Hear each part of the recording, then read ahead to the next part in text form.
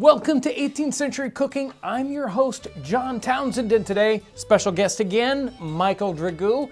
We'll be cooking something, well, very interesting. Fried lobster. Thanks for joining us today as we savor the flavors and the aromas of the 18th century. Well, Michael, you brought this fried lobster. Yep. It's interesting. We don't eat fried lobster, do we? I don't, but Right. it's not to say you can't. Most of the and time we're about to try. So. You boil the lobster, you take the meat out, either by yourself or, it's done in some other way, and then we dip it in butter and done, right? Right. And lobster we think of as something you eat at a fancy restaurant. In this time period, lobster is so everyday that it's only being fed to the prisoners on the prison ships in Baltimore, New York, Boston Harbor. Yeah, lobsters are cheap in the time period and thought to be sort of like a trash fish, or well, they are kind of a trash fish, but a very inexpensive thing to eat. So obviously this recipe is kind of fun because she doesn't cook anything like the way we would cook it. No, she breads it and we fry it up, and then we've got a sauce that we put on it. So she's covering it up. She's covering it up. So you going to read this one? I sure can. Okay. Elizabeth Cleland, 1755 from London. And to take a boiled lobster, take out the meat as whole as you can, slice it long ways, flour it, and fry it in clarified butter. And we're not going to do that. She says, or you may make a batter of cream, eggs, flour, and salt. Dip them in it, fry them. Here's the sauce. Then beat some butter up thick with grated nutmeg, claret, and orange juice. Lay the lobsters in the dish, pour the sauce on it.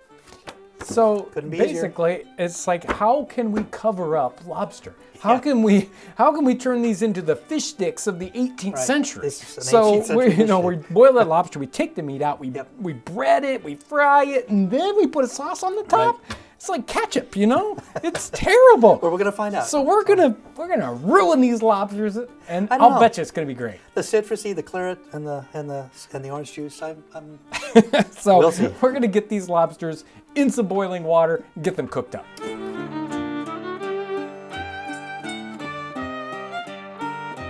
So the lobsters are all cooked up. It's time to make the batter. Yep, and it's simple. It's just flour, an egg, some heavy whipping cream, and some salt. Okay. So we're just gonna make a well. Get our egg in here.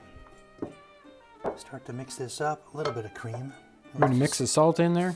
Yeah. You ready for some? Yep. There you go. This is the only seasoning in this whole thing, so I would add a little more maybe. Okay. Thank you. There you go.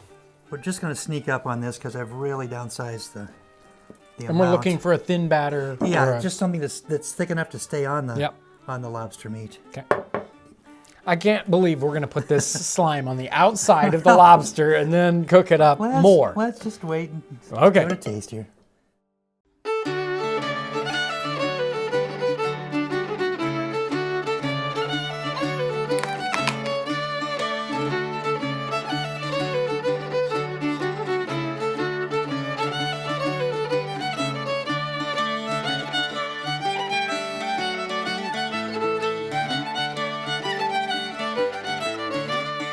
So the batter and the lobster are all ready to go, but we're not going to put them in yet because we don't want them to get all soggy. Right.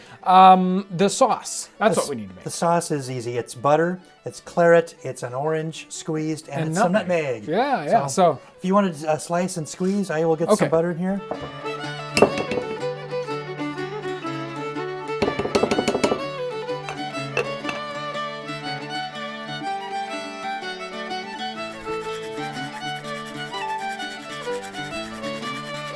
Now with these 4 ingredients, we just need to get it over to the fire and simmer a little bit.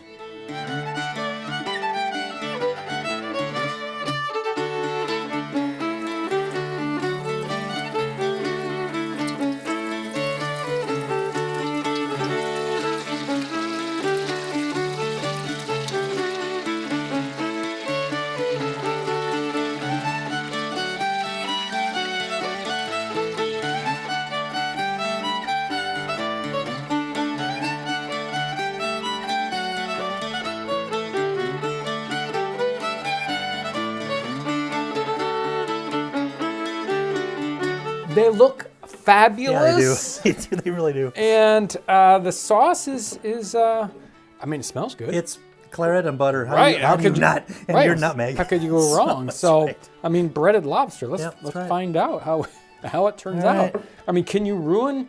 Well, you might be able to. We're going to find out in a second.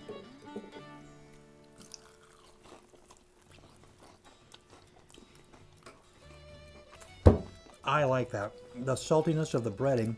Yeah. You know, we cranked up the salt in there. This is definitely cheating. You could probably do this with other things other than lobster, obviously. Yes, good. This was worth the trial. I think it is. I think it is. So good. This sauce adds definitely, I mean, it's got that major butter note, which is what we're looking for anyway. Yep. But then we've got that nutmeg and then orange juice in there, and The it claret, really, the wine, the claret is, you know, it's not like Lambrusco. It's like a rosé. It's got that kind of back of your tongue kind of. It's wonderful. yeah, it's truly wonderful. Now, is it 5 worth stars it? here. Is it worth it to take your lobster and do this with it rather than just dip it in butter? Yep. He says yes. Yes.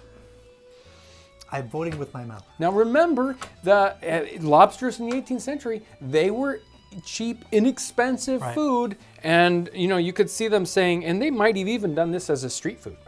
I mean, they did that with oysters, did, yes. right? So like fried oysters, they would, they might have, fried. Can you imagine fried lobster street food? Yeah. You'd pick up a dish and just walk and eat with it like you would potato chips or something.